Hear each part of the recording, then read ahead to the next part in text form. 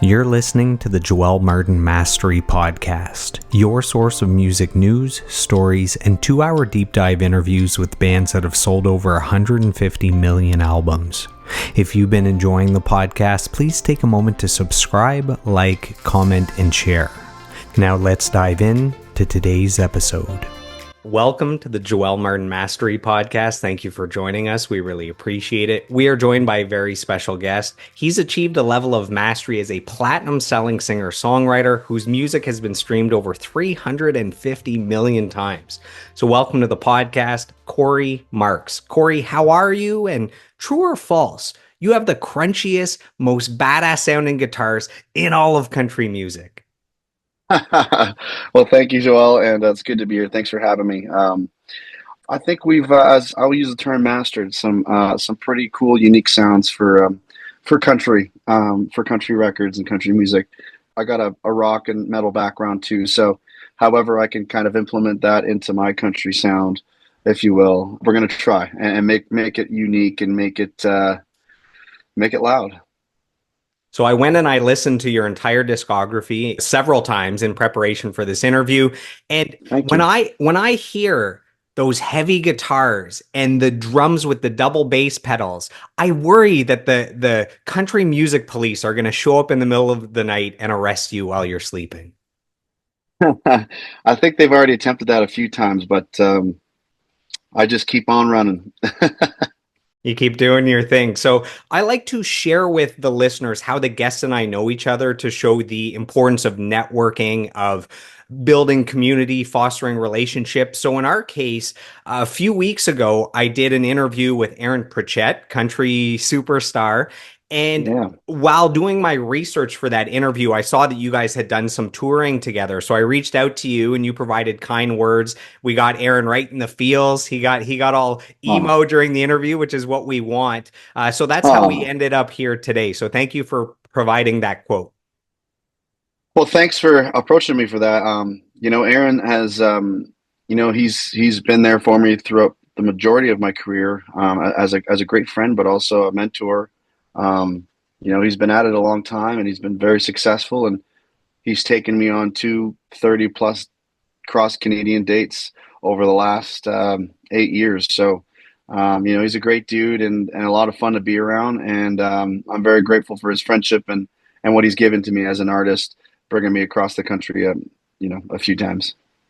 So we're going to do a full deep dive interview here. We're going to cover your life, your career, your discography. There's a lot to get to, but I want to get started all the way at the beginning. Where does this love of music come from? Is there maybe an earliest musical memory that stands out to you? Well, I grew up in a pretty musical family and background. My uncle Wolf is still a country western singer, and even at 70 some years old, he's still playing legions and stuff, and going to Nashville. And my dad was a drummer for him back when they were in their 20s. And so my first love was drums, and of course, my dad being from Toronto, there was a lot of Rush in my household, and I grew up. Neil was my hero still to this day as a drummer is. I think what he did, and of course their music is just timeless. And and then on my mom's side, it's really cool. So I'm the baby of the whole family, out of all my cousins and everything. And my mom was the baby out of her. There's 8 in her family, and I'm born on the same day as her father, my papa. So they call us the evil twins. We're both born October 11th. So I had a birthday that just passed, I guess about a week ago now. And that being said, it's Canadian Thanksgiving that week typically. So I spent a lot of time going up to the small town where my mom grew up in Earlton up north.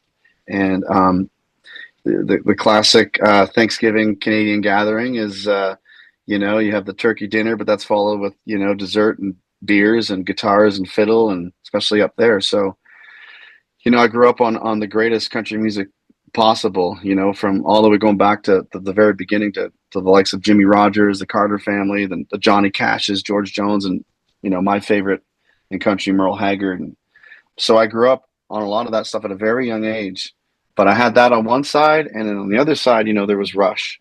There was, especially as a drummer, was Deep Purple, Grand Funk Railroad. And then that progressed into, stuff like Dream Theater, and then of course the heavier as I got into my teens was Pantera and Arch Enemy, Lamb of God, and that kind of stuff. But overall, there was a lot of Ozzy Osbourne. There was, I remember like growing up playing hockey and dad having Bark at the Moon cranked up before a hockey game or something to get us going.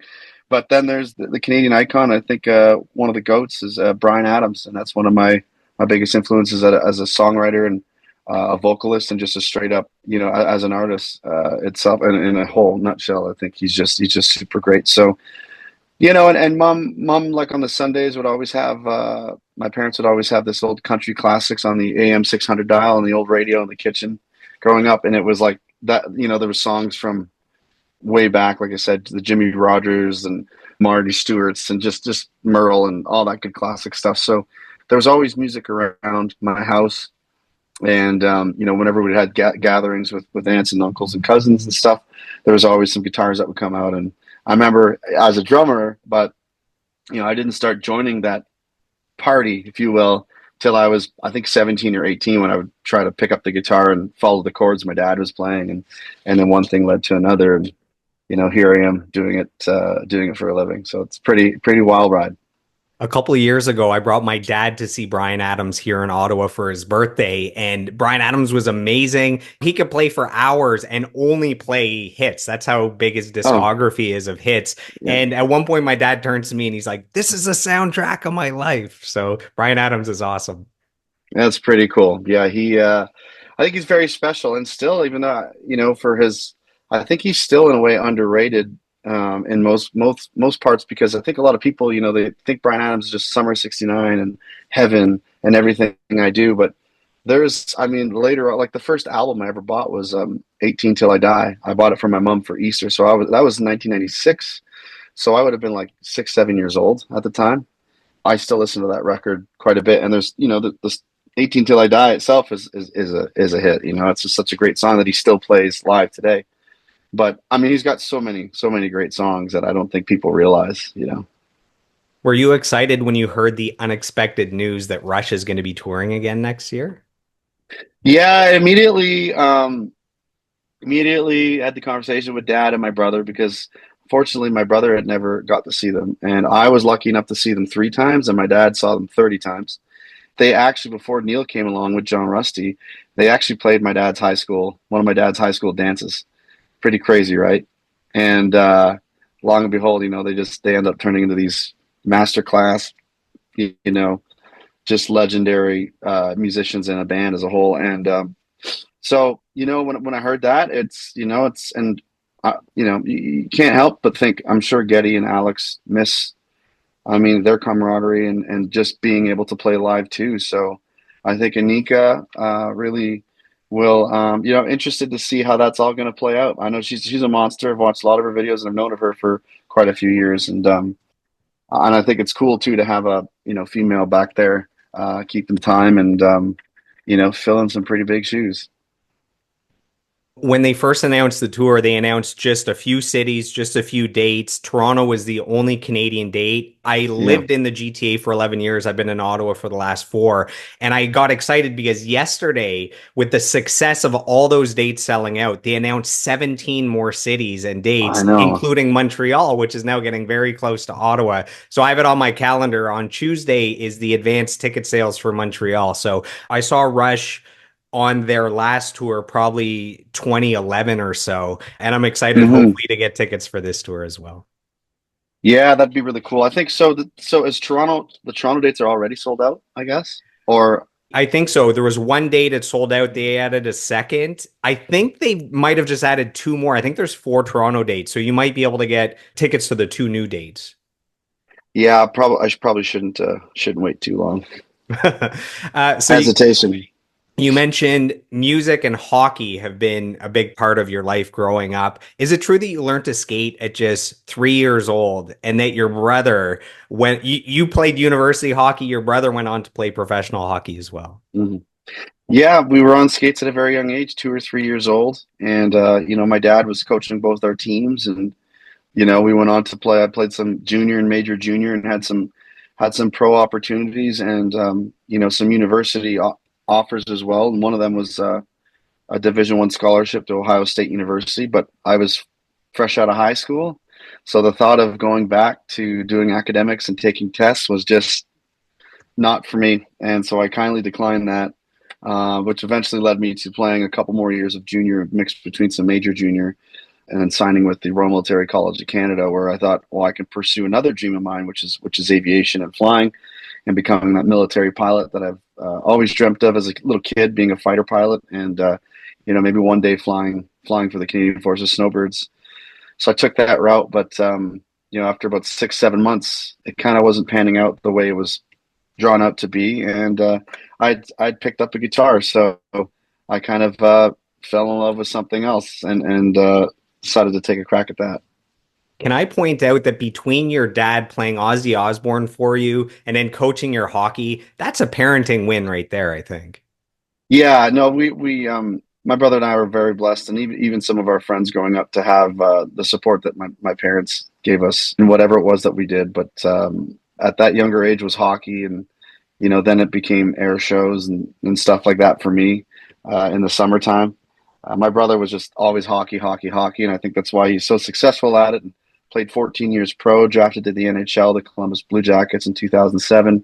He played between the American Hockey League and the East Coast. I think he played a total of 7 or 8 seasons before heading over to Europe for another 5 or 6 seasons. So, but yeah, we grew up with a lot of support and a lot of love with what we loved. Yeah, it's definitely a win. And when you have a dad that's obsessed with hockey and such great knowledge of the game growing up himself, just playing hockey his whole life. I mean, he'll be 69 in December, and I think it was on Monday he played 2 games in the morning, and then he played at 9:45 at night. So if that ain't love, I don't know what is. So I wanted to kick off this interview powerfully. So I reached out and got a little bit of help from someone else that also plays drums. He's played drums for some iconic bands, including the Salads and Finger 11. This is from Grant Taylor, who sent in some kind words. Grant says, Oh, this guy is 1,000% the real deal. He can sing like a mother effer. He can play drums like a mother effer, and most likely put any Canadian country artist through the boards on any rink in this country. Maybe Chad Brownlee would be tough, though. And then he says, I love Cory, and I wish him all the glory and success because it's not often we get the full package in this industry anymore. I'm raising 2 solo cups in the air to this Canadian outlaw and outsider. Cheers, Cory. That's from Grant Taylor. cheers, Grant. Cheers to Grant. That's very lovely and very kind words. I appreciate that very much. That's sweet. Thank you. So if you and I were friends at 16 years old and you invited me over to listen to some music, what albums would you be playing for me? At 16, that's when I was really starting to peak in and playing a lot of drums. I was in a metal band called Inflict, so I think there would be certainly be some Dream Theater in there. And by then, there was a lot of Lamb of God and Pantera. I think that's probably what we would be listening to.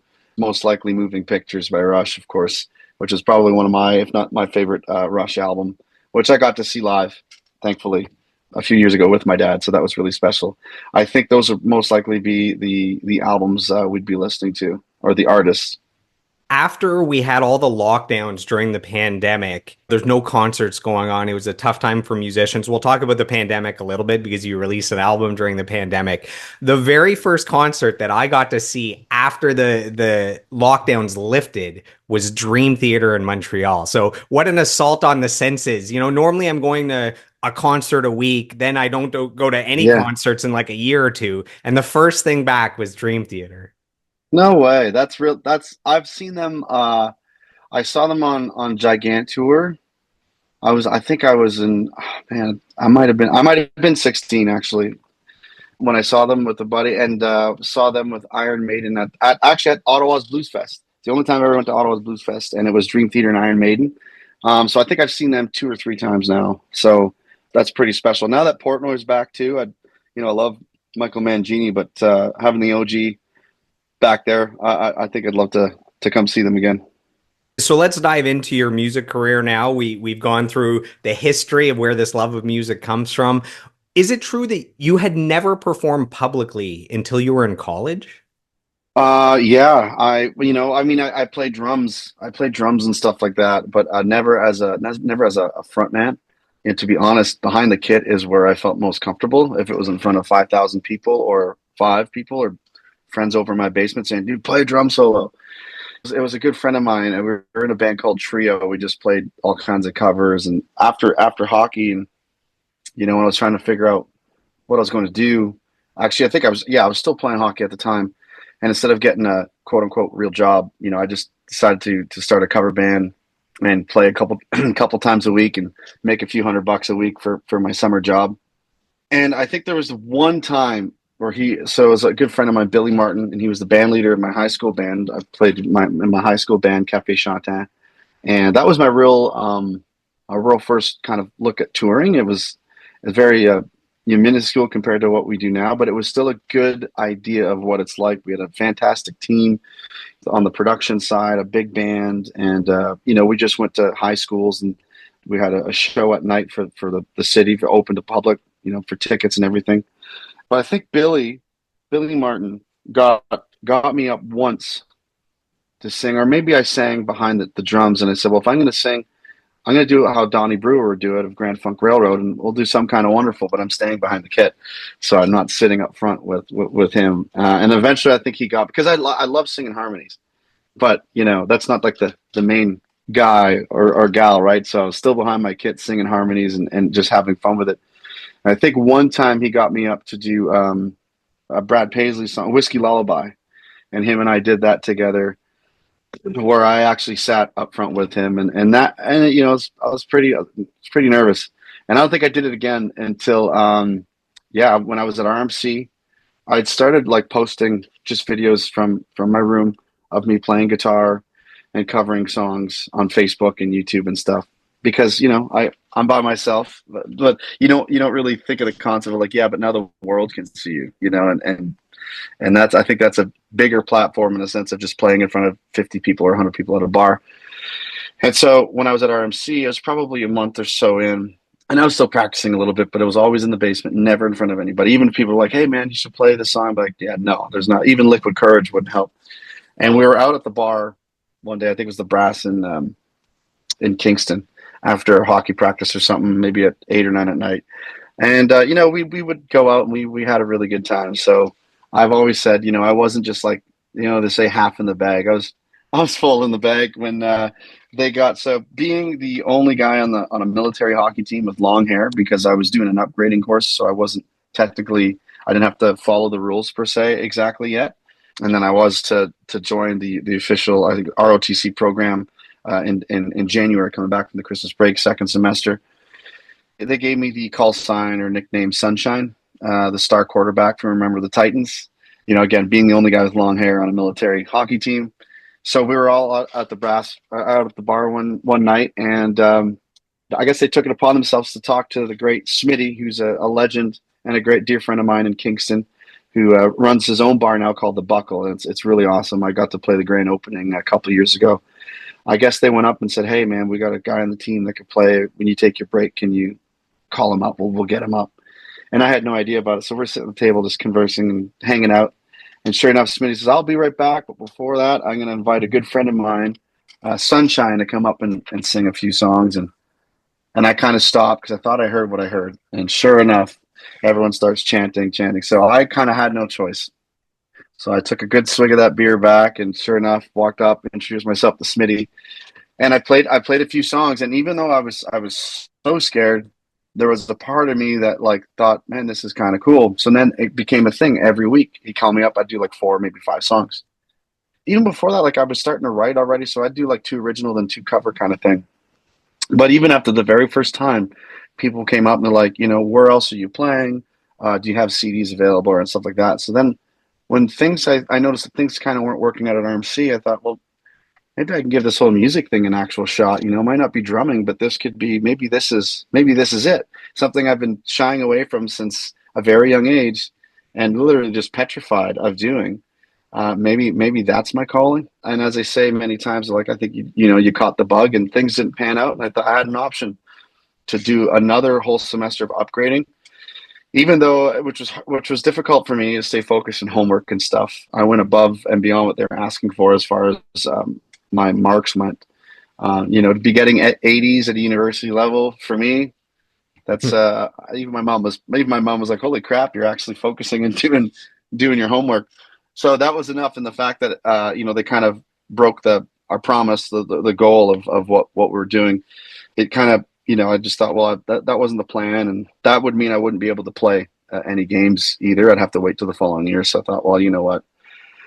Maybe I just go home and try to figure something else out. My brother's girlfriend at the time was managing a bar. She said, well, why don't you come play our bar every Wednesday? I thought long and hard about it and thought, well, you know what? Yeah, maybe that's the decision for now. And that led to every Wednesdays to then being like an opening 40-minute thing every Thursday at another bar, and then doing the 11 to 1 a.m. at another bar, and then I started like getting gigs, because you're starting to get paid for it. And I'm 21 at the time. I'm like, man, people get paid for this. This is pretty awesome. And the rest is history. I started putting the band together. My dad was actually one of my first drummers until mom got tired of him. The bar was literally just across the street from where I grew up. So I think mom was getting tired of hearing that door open at 3:30 in the morning, and then him having to be back at work for 6. So needless to say, I had to find a new drummer. I just started building bands, and then I started booking myself, contacting festivals, and eventually landing a management deal, and that led to a small indie record deal, and one thing led to another, man. And as Brian Adams would say, here I am. So, Cory, be honest with me. Did you ever consider moving forward with your music career as Sunshine for your stage name? No, no, I never, no, I never did. Maybe because I felt like it would reference too much to Sonny and Cher, and I think we're just two different, it was just two different stylistically. Your last name is Marquardt and you go by Hmm. Cory Marks. Hmm. Was part of the decision to change that last name? Was it you thought maybe people wouldn't be able to spell that last name or It was a bit of both. It was really tough. I didn't want to. I kept Mark Word for until signing the record deal in 2018. And Kevin Churko, my producer, and I were kind of talking the idea, like, well, what would you if you had to do it, like what would you change it to? And I thought, well, Mark Word Marks, because that was kind of another nickname or call sign for short, Mark Word Marks. And I just said Cory Marks. And Kevin I remember him turning around, I was like, that sounds pretty good. And it's simple. It kind of rolls off the tongue because, for years I was very stubborn too. Like many people said, you ever considered changing your last name? I'm like, no, it's my last name. But then it got to a point, well, like if this is going to if this is going to go any further and things are going to get a little bit bigger for me, and if I get to that level where I want to be as the big star, if you will, there's so many times it would be like, please welcome to the stage, Cory McCarted, or like Cory Muckart. It's like, just not oh even God. close? Yeah, and then I'd have to correct them, and then they'd be like, "Oh, that's cool. It's a French name." I'm like, "Well, no, actually, it's German." Even though my mom's French, she's a Duchamp. I was like, "Yeah." Ironically enough, no, it's a German last name. It's not French. And I kind of figured, well, there's no way you can really mess it up. And oddly enough, Joel, now more than ever, every now and then, it doesn't happen often, but I never. It was always on that last name that got butchered, and then now it's Cory Marks, pretty straightforward, right? 4 letters in the first one and 5 in the second. But now some people will be like, literally be doing interviews and be like, "So Cody, tell me about." I'm like, "Sorry, did you see Cody?" Like, so that's kind of ironic how it's like, okay, we changed the big last name and now you're messing up the first name. So with just one letter, but I guess that's just the way it is. I had a good friend growing up whose first name was Cory Mark with, the dash in between. So Cory Mark to me just sounds good together to start with. And when you released the debut album, This Man in 2015, was that originally released under Cory Marquardt then? It was, yeah, because that was under a Big Star Recordings, and that was my first album with the label. And yeah, it was under Cory Markward was originally, yeah. But I would hear it like like I said, even then, I think at that point, I'd had that record out, and I went on tour with Aaron Pritchett on, which led me to write, the song that really changed my life and career and took me to the next level. With the tour was called the Outlaws and Outsiders Tour, and feeling how feeling how I felt at Canadian Country Radio, I thought, man, that could really pack a punch if it's written correctly.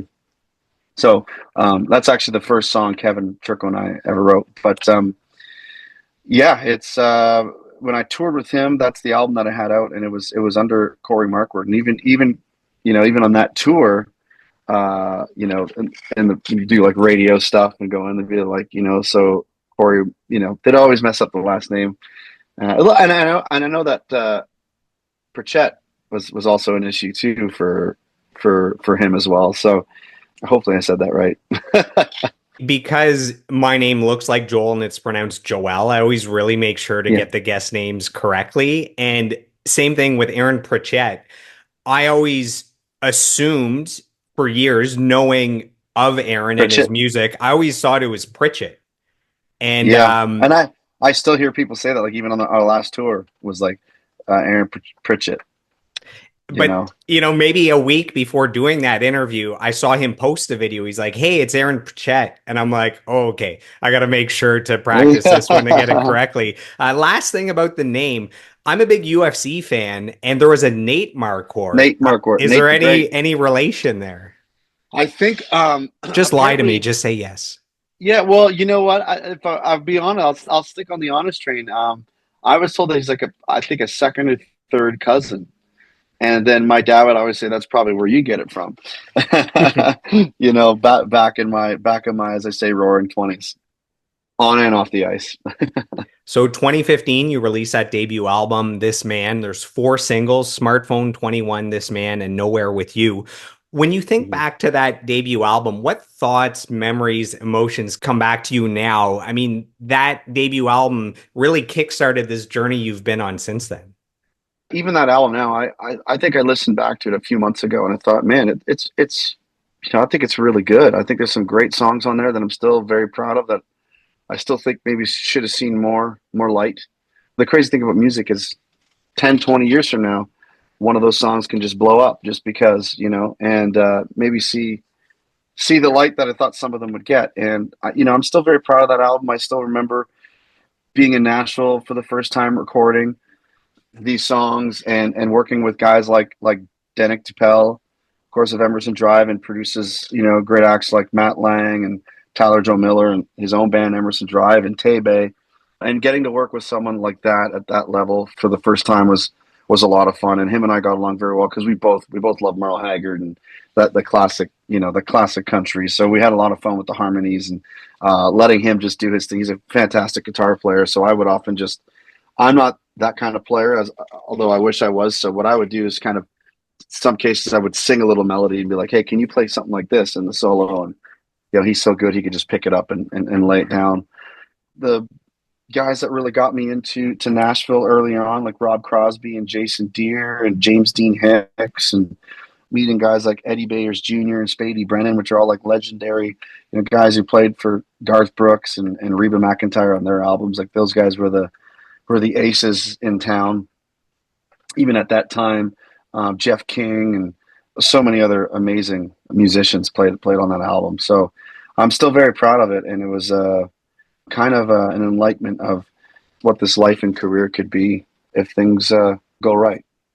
Do you remember the first time hearing your music on the radio? Was it the song Smartphone from this album, or was it something previous to that? The memory I remember the most was actually it was on a Pritchett tour, and it was 21. I heard 21 on the radio, and the cool thing was I was actually with both my parents. I forget if we were going to a show or going to meet up with the bus, but I kind of heard that like I'm like, "Hey, Mom, I think that's my." I was like, "Dad, turn it up," and sure enough, it was 21 on Kicks, on Pure Country Kicks 106 in Aurelia, and I remember that falling. And I thought it was pretty cool to be with my parents, and either in the middle of the tour or just getting dropped off to start the tour. So that was pretty cool. So in 2020, you released the album Who I Am. There's 3 singles, Outlaws and Outsiders, Drive, and Blame It on the Double. This is your first album with Better Noise Music, the record label. Man, this is a huge label. They've been home to Papa Roach, to Finger Eleven, Five Finger Death Punch. How did you attract the attention of that label? Well, and there's another one that you left out. That being Motley Crue was on there at the time, which was pretty wild. And being the, as they call it, the flagship country artist, the only country artist on that label. So that all started through Kevin Churko. I mean, he was he was working with Five Finger Death Punch and producing them. I think he's produced their last six records. And I knocked on a lot of doors in Nashville and here in Canada too, with no luck on finding a home for my music and me as an artist. Kevin and I had started writing and recording these songs, like I mentioned earlier. Outlaws and Outsiders and Blame It on the Double were actually my first songs that we wrote together. So we kind of packaged up, I think it was six or seven songs, and he said, "Well, you know what? I'm going to bring it to Alan Kovac and Better Noise, who was 11-7 at the time, and see what they say." And long story short, they wanted to sign their first country artist and see what they can do with me on the country side of things and the rock, and that's the lane I wanted to not just be part of, but pave and lay down for country and just music in general. And yeah, that's how I ended up landing the Better Noise deal was through Kevin Churko and the songs that we got to do together. Listening to the debut album and then right after it listening to this album, this is where you start to hear more of an edge, more of those badass guitar sounds. Where does that influence Yeah. come from? Is it that you wanted to go maybe a little more traditional on the debut album where you're figuring things out, figuring out your sound, and then by this album 5 years later, it's like, okay, this is who I am, and you had maybe more of a clear vision? There's definitely that, and I mean, working with such a great producer and person like Kevin Churko, who, on one hand worked on Shania Twain records, and on the other one wrote and produced Ozzy Osbourne records, and then of course did the same thing with bands like Five Finger Death Punch. And him and I, we just really shared the same vision. I was Merle Haggard, he was Steve Earle, but then we're both Ozzy Osbourne fans and love the heavier side too. I grew up on both genres of music, so I don't mind, having a little more of a rock edge with a country vibe to it, like in songs like Keep Doing What I Do, or even Blame It on the Double and Outlaws and Outsiders, where the verse is maybe a little more to the countryside, but then you got a big heavy chorus that can, that punch you right in the face. And Kevin's just the master at that. I mean, with the massive drums, him and I are both drummers. So we got a lot. As a matter of fact, he always jokes about this. He's like, don't think that I signed you for your vocals or your songwriting. He says, when Louis brought you to my attention, he says, I was just doing some scrolling and he's like, okay, yeah, this guy's can sing. All right, he's got some good songs. But he says, I saw this, you're at a bar somewhere and you're doing a drum solo and he did this one-handed thing where he kind of just went nuts with one hand. He's like, that's the reason I signed you. And that's kind of our little ongoing joke and, but with him, but I think it's just that, he knew the vision to, like, again, it's like, well, if we can do Merle Haggard songs, like one I wrote called My Whiskey Your Wine, or on the newer albums, Late Night of Drinking Again, or even better yet, the new single Whiskey River. I love that traditional country sound too, and I know I played so much of it and heard so much of it growing up that I love adding it to my show and to my albums and to my sound. But then growing up on Ozzy and the heavier side of things, even like Waylon did it, Travis Tritt did it a little differently, but they still added, especially in those times, of that rock edge or element to their country sound. And I think having someone like Kevin Churko with me is just kind of takes it to the next level. The album was produced by Kevin Churko as well as Kane Churko. And I have some kind words sent in from Kane. This is what he says. He says, I've had a lot of Oh, fun working with Cory over the years. Writing with him and hearing how his voice brings songs to life is a blast. I like that we never take ourselves too seriously in the studio, and we can explore ideas such as Blame It on the Double or Drunk When I'm High, but also deeper introspective songs like Out in the Rain as well. We've known each other probably over 10 years now, and it's always a good time when we get in a room and make music together. Love ya, Cory. That's from Kane Churko. wow. Well, I love you too, Kane. I miss my I called my Vegas family, and we spent so much time. I spent so much time, flying over there and writing music and making records with them. And I think professionally and musically is some of the best times of my life working with them. And he's right. We've had times where we've kind of just talked and joked around for hours before kind of putting the game face on and writing a song. And one in particular was a song called "Out in the Rain," which is originally a song that Kane wrote.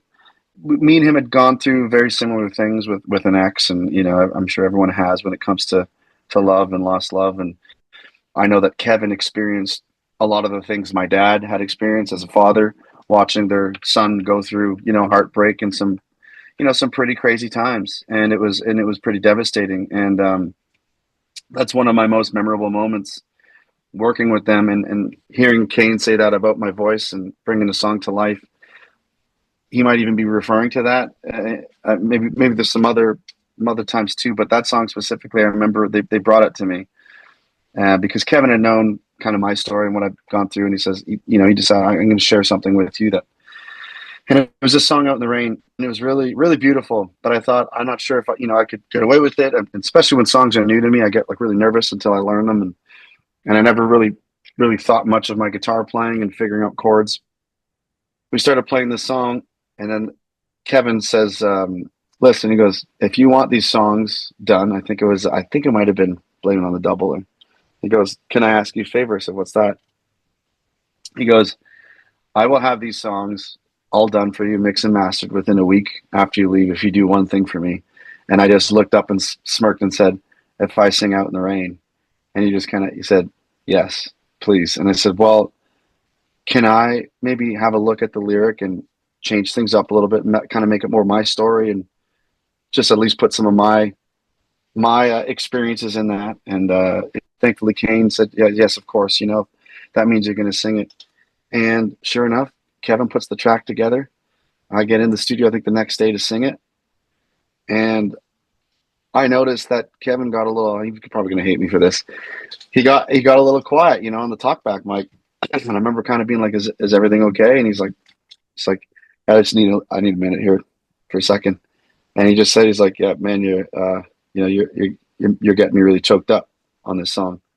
And I think maybe with me laying down the vocals on it, it probably kind of, and hearing his production, of course, with finally, because we had kind of messed around with it, I think for a few days or a week before I did it, and he wanted me to do it before I left, and I'm very thankful that he did, because then obviously it ended up getting the attention of the great Lizzie Hale, and who featured on the song. That was quite an experience for me too, to be able to do that with a song, with to a producer and songwriter who's done so many massive things in his career, and to be able to kind of hit the heartstrings with a ballad like that was something very special. And I don't think I'll ever forget that one. And I honestly, I hope Kevin and I can do that again, and Kane, and get in a room and write again, and make music again, because it's been a while. Man, Lizzie Hale from Hailstorm, she might be the greatest rock vocalist on the planet. Yeah. I saw Hailstorm at a festival with Stone Sour, Disturbed, and Avenged Sevenfold. And man, that girl can sing. Oh man, thankfully I've got the tour with Hailstorm a few times, and yeah, no, she's a monster. They're all really good. That whole band, RJ, everybody's just they're very strong musicians, a very tight band, and yeah, Lizzie can really belt it out. This episode has been brought to you by the Women in the Music Industry podcast. It's hosted by music producer Rob Wells, who has worked with global superstars like Justin Bieber, Ariana Grande, and Selena Gomez. Through his 1-hour interviews, he shines a spotlight on the remarkable women who are breaking barriers and making their mark in the music industry.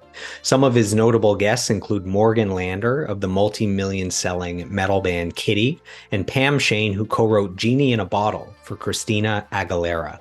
If you're a fan of the Joel Martin Mastery podcast, you'll love the Women in the Music Industry podcast, which is available on all platforms.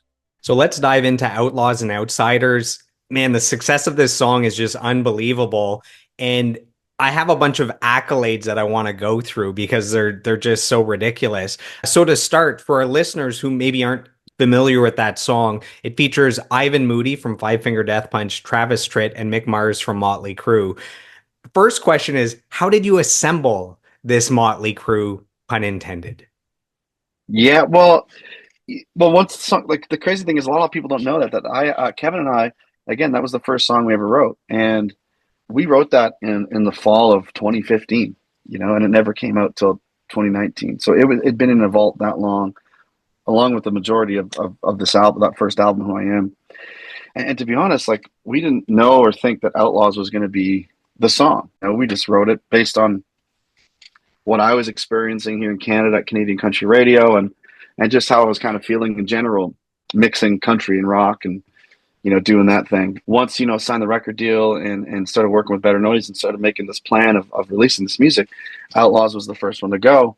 And they said, yeah, but if we're going to do this, we want features. So there were some ideas tossed around. I said, well, I want to say in it in a sense of, I don't want it to just be anybody, just to have features. Let's have features on this, because I'm brand new to the world.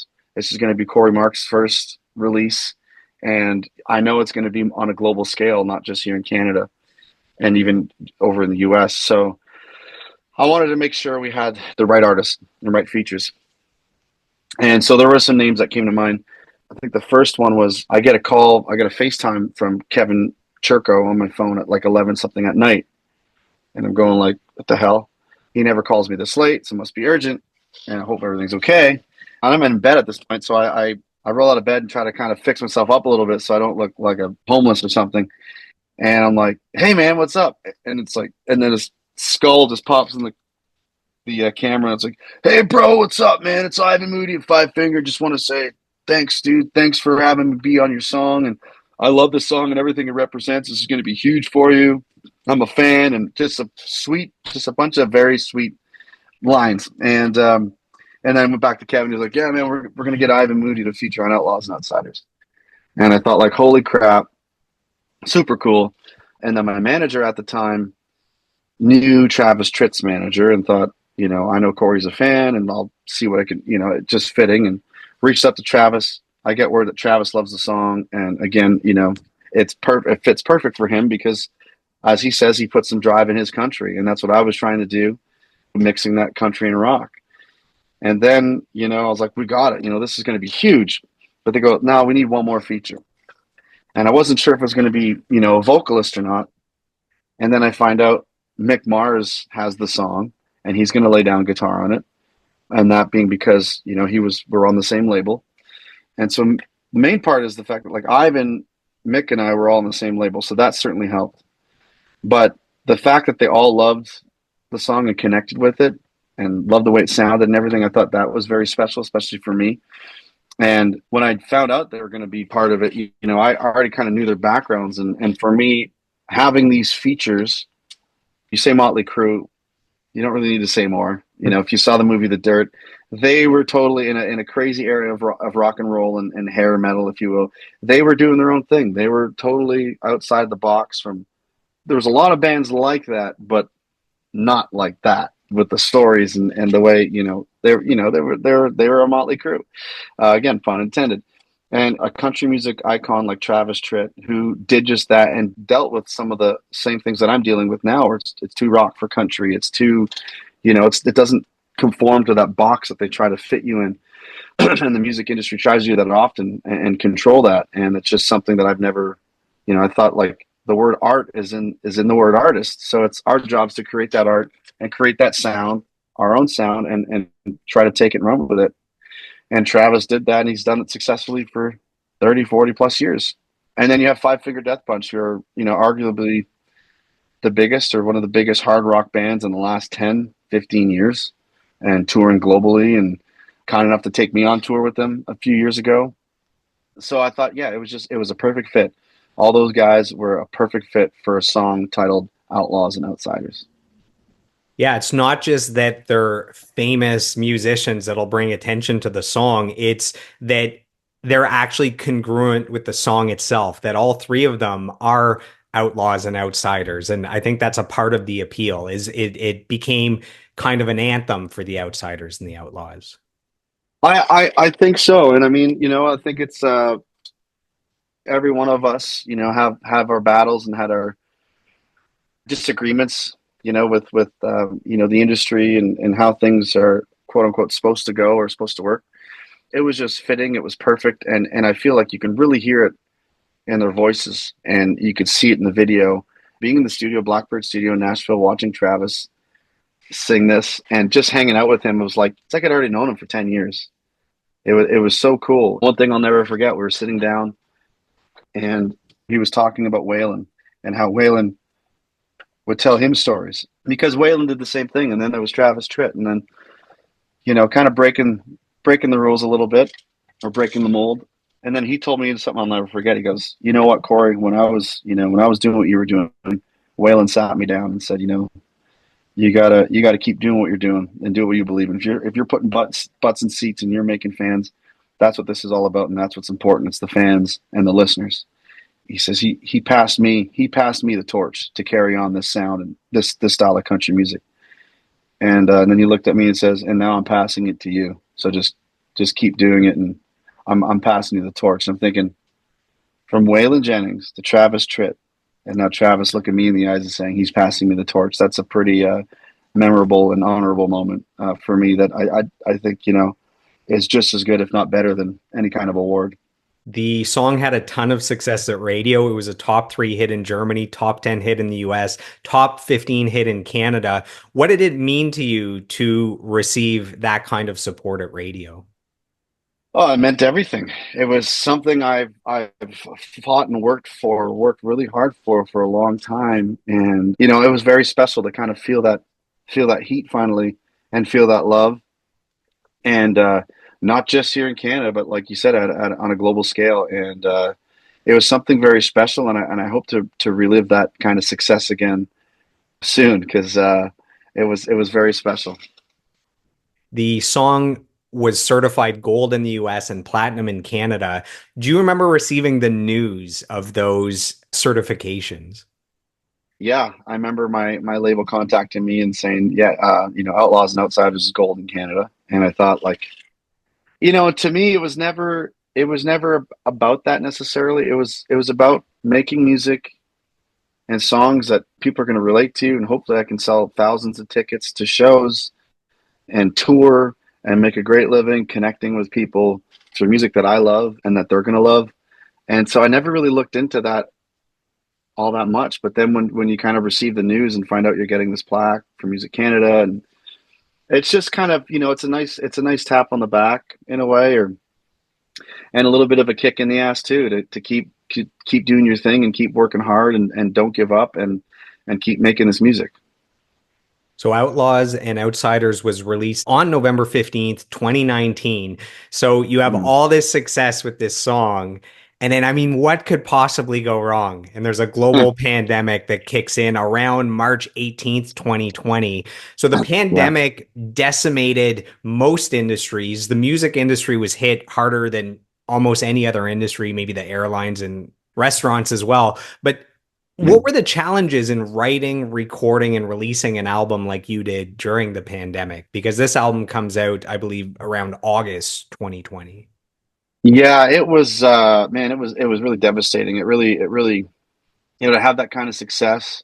I mean, I had about 100 shows lined up for 2020. That was a cross Canada tour with Gord Bamford, a US tour, I think it was 42 shows with Breaking Benjamin, Theory of a Dead Man. It was a big amphitheater tour. I had several shows, direct support for Alice Cooper. I had major festivals and tours lined up in Australia, Germany, Italy. It was all finally happening. And just as quick as it happened, it all went away. We couldn't hold the music up any longer, and we wanted to get the album out. So we got it out, and I think it did really good in several different countries, and still doing great. But it was pretty shitty to release it and then have this world kind of in this crazy crash, and took the wind out of the sails, as they say. But I was determined that if the music's good enough, I think it'll sustain itself even through all this stuff. And people are probably going to turn to music more than ever now, because what else were you supposed to do? And then I was doing these Facebook lives and Instagram lives for the following year. I think I did close to 100 and some lives within a short period of time, because I think I was doing 2 a week. I think it was Wednesdays. Wednesdays was Instagram. Friday nights was Facebook, and people would just log in from their home and watch me play for an hour or two. And it was pretty crazy times, man. I really hope to have that kind of success again here with Sorry for Nothing, both my two new albums, Sorry for Nothing Volume 1 and Volume 2, which was just released 2 weeks ago now. And so we'll see what happens, and hope for the best. Do you have the best booking agent on planet Earth? Because all the tours you mentioned and all the tours you're about to go on tour with Seven Dust and all the festivals, can we give this guy a raise or what? Well, I mean, considering I'm going out on the road, I wouldn't mind a raise either. No, but I've been pretty lucky to be tied into some pretty fantastic teams, and some of the tours that I've been on, I've been lucky enough to made friendships with guys like Tyler Connolly, where of Theory of a Dead Man, where I needed the last tour that we did in November. It was one of those things where it's like, man, I really need to get out here and push this music. And if you're looking for an opener, basically, man, I'd love to tour with you guys. And thankfully we were able to make it work. And I was lucky enough that he said yes, and we'll talk to his team, and then they took me out for 18 shows across the U.S. and it was really special. Yeah, it's been Scott Sokol, my agent in the U.S. was able to wrap up some pretty solid tours, and I think some of my teammates now that are no longer with the label, but some of them were able to help on the touring spectrum as well. So that was I'm very thankful for those opportunities and those tours that I've been able to be on over the years. The single Blame It on the Double featured Tyler Connolly from Theory of a Dead Man, as well as Jason Hook, former lead guitarist Yeah. of Five Finger Death Punch. When Connolly was asked about the song and being on the track, he called you the future of outlaw country music. What does that mean to you? Someone that's had, I mean, Wow. I saw them back in like 2002. That's how long they've been doing it. So Getting to tour with them and see them every day, like it was really something special. And Tyler's a very talented, cool dude. And so coming from him and knowing the success that Theory's had, it really means a lot. And he's been really great to me over the years, and I'm thankful for that friendship and those kind words. Very cool. So you mentioned the two albums, the Sorry for Nothing Volume 1 and Volume 2. So Volume 1 comes out in 2024. There's four singles: Drunk When I'm High, Make My Country Rock, Fast as I Can, and Guilty. Did you feel pressure while recording this album to try to follow up the success of the previous album and the first single? No, because I think as a writer and a musician, the more you do it, I think the better you get at it. And I've been lucky to work with a lot of great musicians and a lot of great songwriters that make me better musician and songwriter. And I try not to think of the pressure too much because I think you hear it in every artist. It's like you're always trying to one up the next one, and ultimately that's what you are trying to do, and you like that to happen. But I think there's a lot more that comes with it. You could write a great record and write great songs, but if you don't have the team behind you, if you don't have the plan and of course the money to push these songs or to push these projects out, in reality they're just not going to do as good. Period. Which explains why there's so many great songs and bands and albums out there, and there's some bad ones too. And ultimately, you go, how the hell did this make it on top 20 or top 10 or whatnot? Then you can also say, well, how the hell did this not make it to even top 40 or whatever? So it's a pretty wild, crazy industry, crazy world. But I try to write as best I can and sing as best I can and do that straight from the heart and with what I know and what I'm feeling in those moments in that time of my life. And hope that when I put it out, there's millions of people that are going to connect with it and want more of it. So you kind of put it out there and you got to see what happens. So Mick Mars and Travis Tritt returned for the single Make My Country Rock, which was another hit at radio. And there's also Sully Erna from Godsmack featured on that song. Did you connect with Sully because he is also a drummer? Exactly. There were some few names thrown in the hat. Ivan was on tour with Five Finger with Metallica. They were over in Germany, so they couldn't get back into a studio. And we started hearing, some possibilities of, well, who else can feature and whatnot. And then when Sully Erna's name came up, I stopped the meeting and said, "What are the odds we can get them or get him?" And I said, "Here's the reasons why." I said, "We're both." I said, "First of all, I grew up listening to him, Godsmack, and again, in the hockey dressing rooms and stuff. All my buddies would always be listening to them, getting jacked up for the game." I said, "So there's that." and they've been a very successful band for 20 plus years. I said, we're both drummers, which is super cool, and we both do drum solos in our shows. And on top of everything, we're both really big Rush fans. So I said, it's got to be Solly. Solly is the guy for this song. And thankfully, same thing. He sent me this really long, beautiful text of how he believed in the song and how he thought it was really great and how it's going to do some big things for me, and that there's a bright future for me ahead. And that meant a lot coming from a guy with many years of success. So I saw Godsmack open for Metallica 15 or 20 years ago, and they did the double drum off. Yeah, Sully and the Godsmack drummer both played drums at the same time, which was awesome. And then I saw that tour you mentioned, the Five Finger Death Punch and Metallica. I saw that show a couple of years ago in Montreal here. So lots of great yeah. artists, lots of great tours going on. Well, you know what? That would mean that we were probably at the same show. I went and saw them too with some friends and my fiance and my tour manager and his dad. We went and saw them. Was it at the X? Is it called the Expo or You what's you saw them in Montreal? in Montreal? Yeah, So the yeah, the first night was the Pantera and Mammoth opening, and yeah. then the second night was Five Finger Death Ice Punch and Ice and Nine. Ice Nine Kills. Okay, we were at the same show. That's funny. Yeah, man, we were there. Cool. That was amazing. The song Fast as I Can on the album was co-written by JT Harding, and I have some kind words sent in from JT. So for our listeners, Oh, JT, before becoming a successful songwriter, having written songs for Uncle Kracker, Kenny Chesney, Keith Urban, Blake Shelton, Darius Rucker, he actually got started as an assistant for Linkin Park, which is just bananas. That's a good place to start. And I this didn't is, even know that. yeah, this is what JT says. He says, well, remember in Jerry Maguire when she said you had me at hello? Well, Cory had me at Bryan Adams. So that ties back to your story there. He says, our mutual love of Bryan Adams, I knew we would be great together. Cory knows who he is and what he wants to say, and he brings such positive energy to the writing room. Any spark of an idea I bring in, he pours gasoline on it. His own personal spin. His own story comes into the lyrics, and we're off to the races. He's also smart because if you want to write great country songs, you've got to get to Nashville because that is where the best writers in the world are. And I don't mean myself, I just mean in general.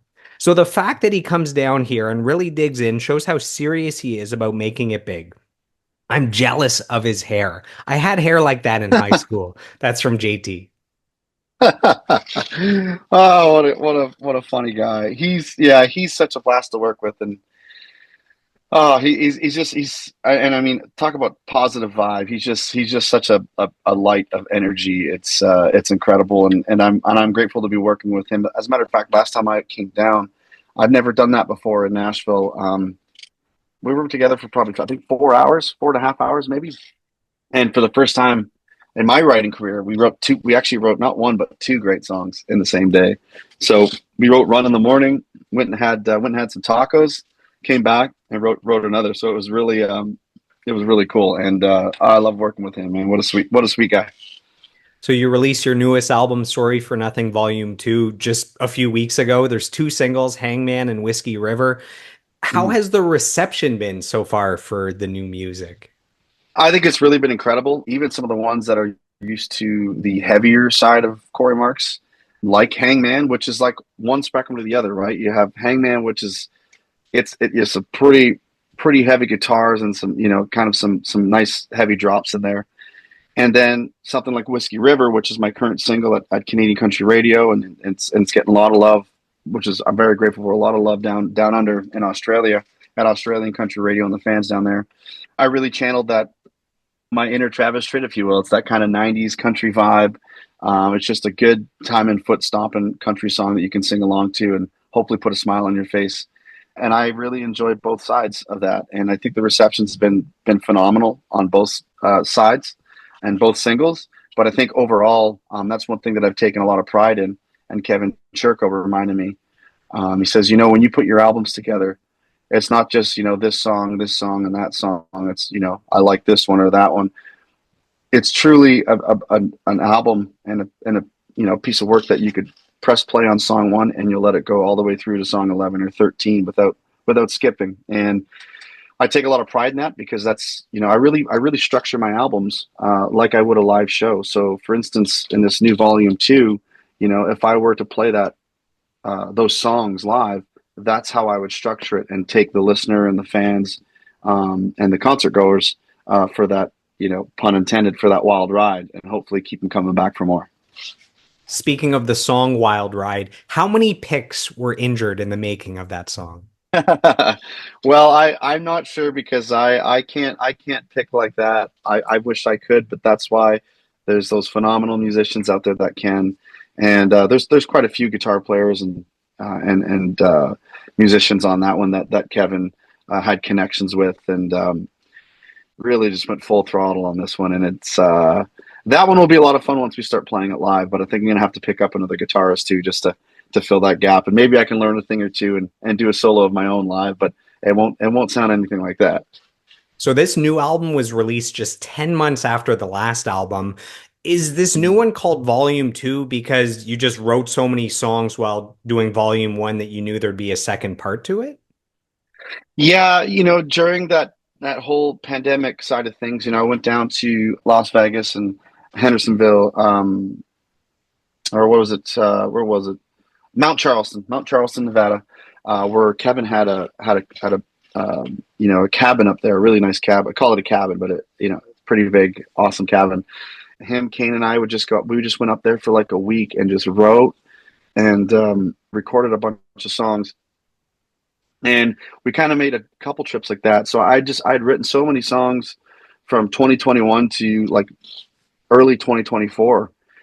There's all songs that I was really proud of and really, really enjoyed and wanted to be part of something. So there was talks about making just one record, but I didn't want the songs to get lost all on one record. So I put together Volume One, which obviously came out later in 2024, December 2024, and I didn't want to wait too long to release the other batch. So I thought, why don't we get it out within a year's length? And the label chose, close to my birthday, and I think it was a nice gift, so that I didn't have to wait any longer because some of these songs are 4 or 5 years old. So it was time for the world to hear it. It was time for me to get them out, and I'm hoping it goes into radios and cars, stereos, and headphones all over the world. I'm going to make a completely unsolicited request. When you go to choose the third single from this album, can you seriously consider The Heart Breaks When It Wants to? That man, that's it. That's the one.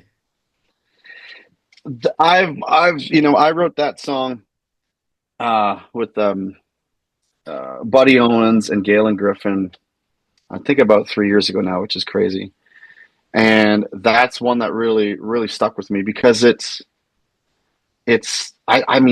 think it's made for country radio, and I think it's got that, and when we wrote it, it was, it's not necessarily just about, necessarily a breakup. It's really about life in general, whether it's losing someone, a breakup, or, whatever it may be.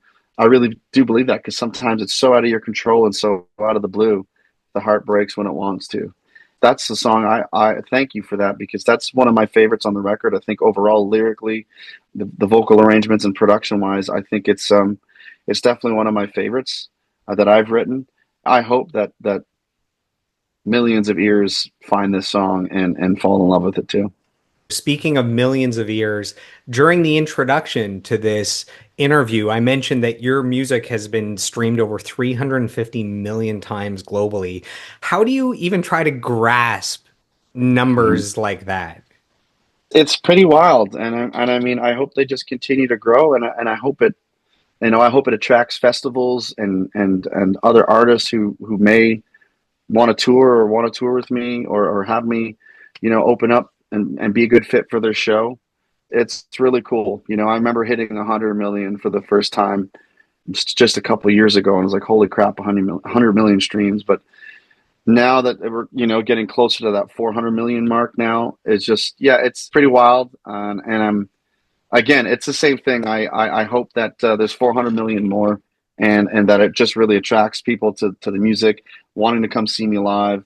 Festival buyers and promoters saying, we got to have this guy. We want to work with this guy.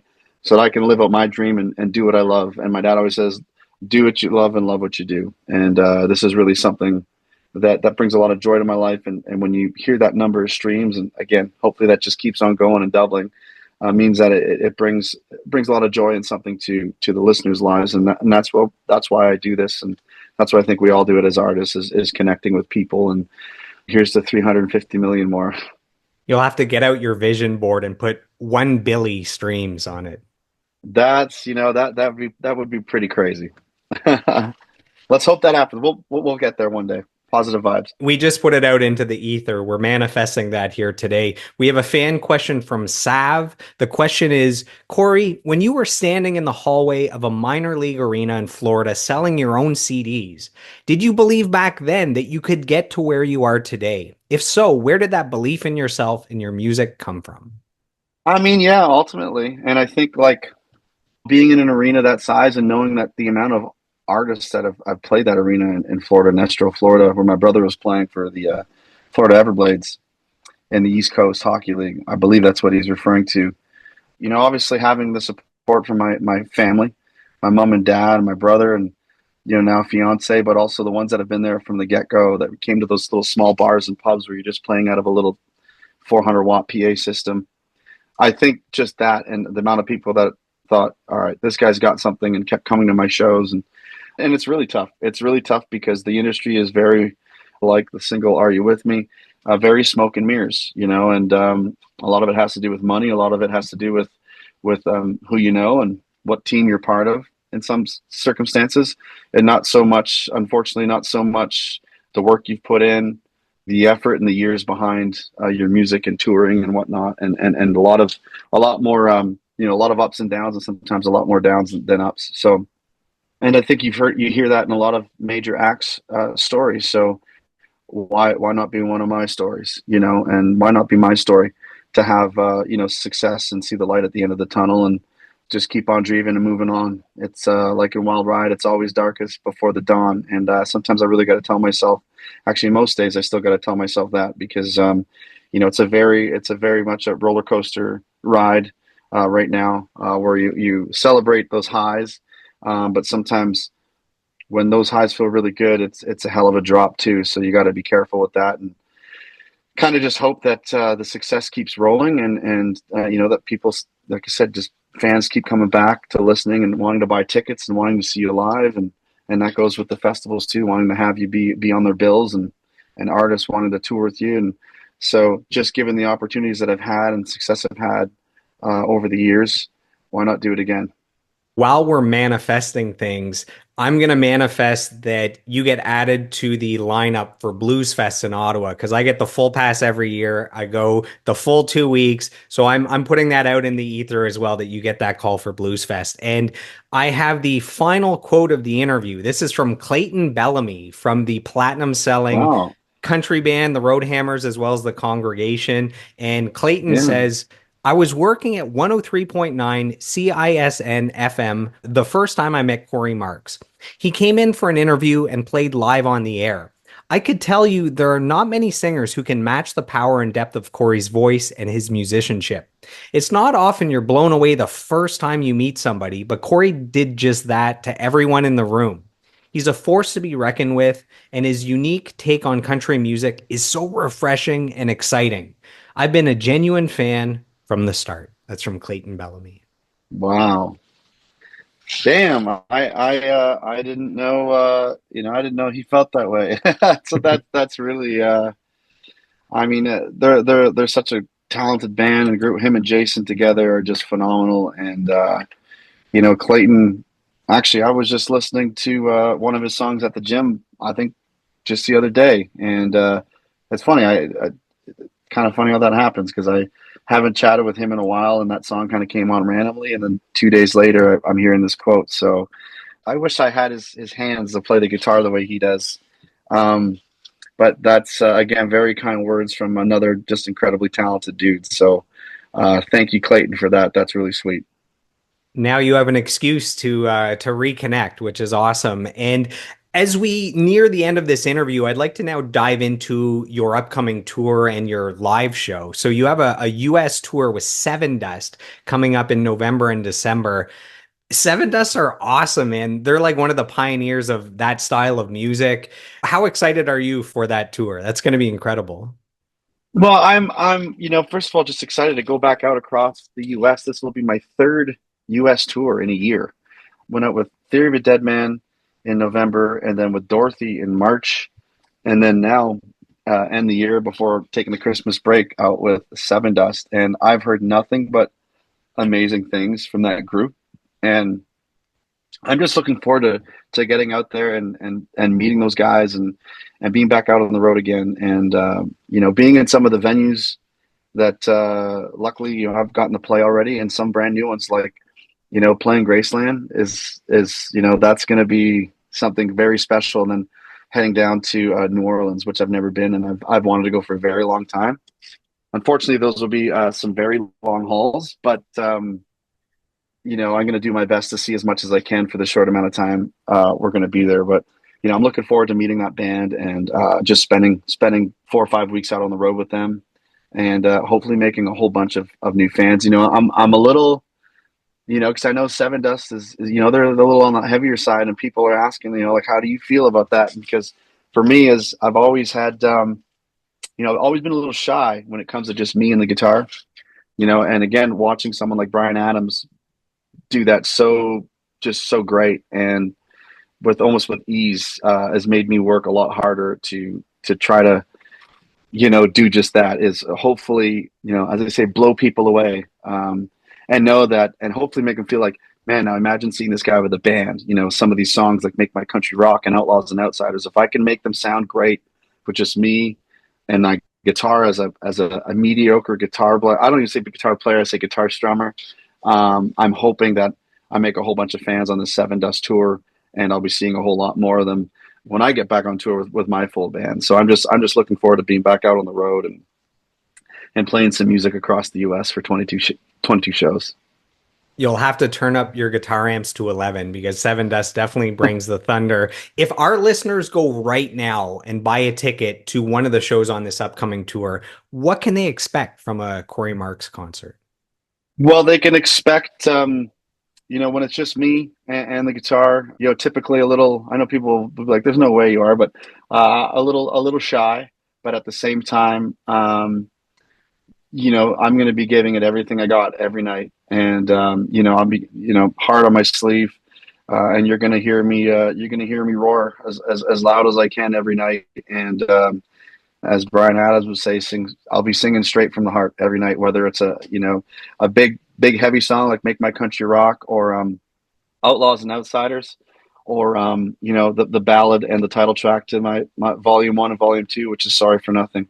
And that's been very special on these last few tours, because going out with rock acts and ending the show with the title track Sorry for Nothing, which is more on the ballad side and almost countryside, but the amount of fans that have come up and connected with that song is really something special. And I hope I can do it every single night on this tour with Seven Dust.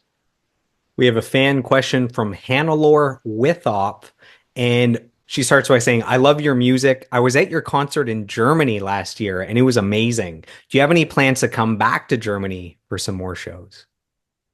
Germany was something. It was an experience I'll never forget. The support that I get from radio over there, from all the press and sources, and of course the fans.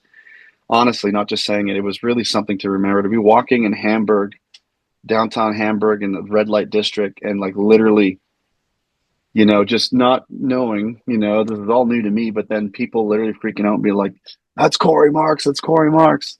And they come over to get a picture, and then there's people in line, and for a show that I'm playing, like the Kaiser Keller.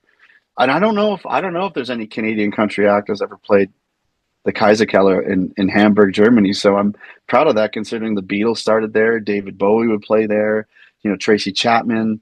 To have a place like that completely packed, and not just singing songs like Outlaws and Outsiders and Blame It on the Double, but they're singing Drive. They're singing Make My Country Rock.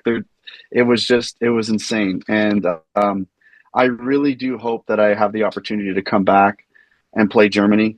Had a great opportunity to play the C2C Country Festival there in Germany, Netherlands, and the UK. And I definitely hope to bring the whole band back there again very soon, if not next year, then in 2027. But I really do hope to come back to Germany in the new year at some point. Can you remember the biggest concert you've ever played, and what was it like to play to a crowd of that size? Was it maybe a festival or?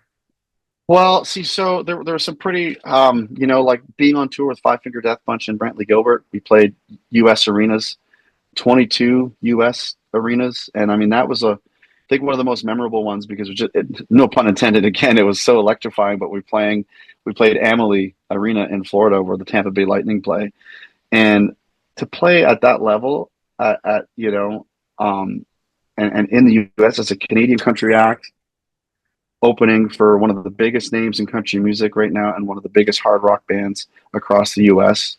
And to see that many people there that early at 7 o'clock when I hit the stage it was really incredible. So I think probably some of the biggest audiences. I mean, I was lucky enough too to open for Toby Keith back in 2015 or 2016 in Moose Jaw, where I met Kevin Churko for the first time, and he saw my show for the first time, and within half hour decided that we were going to work together. So that was Calgary Stampede with Toby Keith. I mean, that's 5,000 people. Yeah, it's really hard. It's really hard to say because I've been lucky enough to play some. I mean, Boots and Hearts opening for Nickelback. I mean, there's 30,000 to 40,000 people there, but the bigger the better, and it's always a blast no matter what. Whether it's a club of 500 people like the Kaiser Keller in Germany, or one of these major arenas across the U.S., it's all very special, and I'm just very lucky to do it. So you've already accomplished so much in your career. Do you have any dreams that you still haven't achieved that are still festering around there in your heart? Or are you a Yeah. man fulfilled already? No, I'm always chasing something, and I'm still looking for my first country radio hit. I'm hoping that'll be Whiskey River. I know I've hoped it on the last few, but unfortunately we came up short. So I'm really hoping to have my first country radio hit here in Canada and North America has been a dream of mine. Just to be able to get out there and tour, on a bus, and I think I played a sold out show here in North Bay, which was 900 and some tickets at our the big Capitol Center here. It was where most bands stop and play in North Bay, and I think my next dream is to sell 1,500 to 2,000 tickets. That's kind of the next goal, is to get to that 1,000, 1,500 ticket mark wherever I go, and then build from there. Then it'll be 2,500 to 3,000 tickets, and it's just a total dream. And there's always work to be done, and there's always another goal to chase, and that's what I think that's what keeps you going. When you look back on your life and career, what are you most proud of and what are you most grateful for? I'm most grateful for the connections and friendships I made. Certainly, from the Churkos to all these features that I'm lucky enough to call friends, and of course my bandmates. In some ways, I've had a lot of support and some great teammates and people that are helping me and that support me. But I think just kind of like breaking the mold and being something different and trying to, not give in, and obviously and not give up either. I think what I'm most proud of is I'm making music that I love and that I connect with, and seeing that connect with a fan base on a global scale. I think in some of the success that I've had, like of course with Outlaws and Outsiders being gold in the U.S., platinum in Canada, that's something I'm proud of. I'm making music that I want to make and that I'm feeling, and I think that's very important as an artist to create from the heart and create with what you're going through, what you've experienced, and I'm grateful and I'm very proud of that too. If you could sit down next to your 10-year-old self and you could whisper words of advice, taking everything you've learned since 10 years old, all the lessons and mentorship and experience, the highs and lows, the successes and failures, if you're there with cute little Cory sitting there and you're going to share some advice, whisper in his ear, some advice to help guide him through this human experience, what do you say? Honestly, I would just say, keep going, stay positive, keep working hard, keep trying to be better, and don't give up. Is there anything you'd like to say to the fans that have been with you since the very beginning? Well, they know it already how much I love them and appreciate them, and I just want to say from the bottom of my heart, thank you for being here with me and riding this crazy train along with me since the beginning, or even if you're newer to this wild ride. It means the world to me for all the listeners and fans sharing my music and loving what I'm doing and connecting with this music. So, from the bottom of my heart, thank you very, very much, and I hope to see you down the road very soon. So, as we wrap up, I want to take a moment to acknowledge you for your lifelong pursuit of mastery as a singer, as a songwriter, as a guitarist, as a drummer. I want to commend you for having the courage to pursue your dream, to have a big vision for your life, and to work towards that goal on a daily basis. I want to thank you for putting out great music that's become the soundtrack to the lives of millions of people around the world. And last but not least, I want to thank you for sitting down with me for the last 90 minutes, answering all my ridiculous questions. So, Cory, thank you so much. I really appreciate it. Joel, it means the world to me to be speaking with somebody like you with a passion for music. I'm very thankful that you're enjoying this new music and this sound and supporting guys like me. It means the world, and it's always fun to be able to connect and talk with guys like you. And I hope we'll have you at a show someday soon, and maybe even go to a concert together, or maybe the Rush concert or a Dream Theater concert or something like that, or maybe even Brian Adams next time he's around. And I just want to thank you for your time and thank you for the wonderful questions and going out of your way to get quotes from my friends like JT and Clayton and those guys. So it means a lot, and just thanks, man. Appreciate it. You're very welcome. Thank you for the kind words. So, to the Cory Marks fans and the podcast fans, thanks for tuning in, and we'll see you on the next episode. If you've enjoyed today's episode, please take a moment to subscribe, like, comment, and share. Who would you like me to feature next for a 2-hour deep dive interview? You can let me know in the comments. You can also send me an email at joelmartinmastery@gmail.com, or you can reach out to me on all social media platforms at joelmartinmastery. So I am done. I am complete. I approve this message, and I'll see you on the next episode.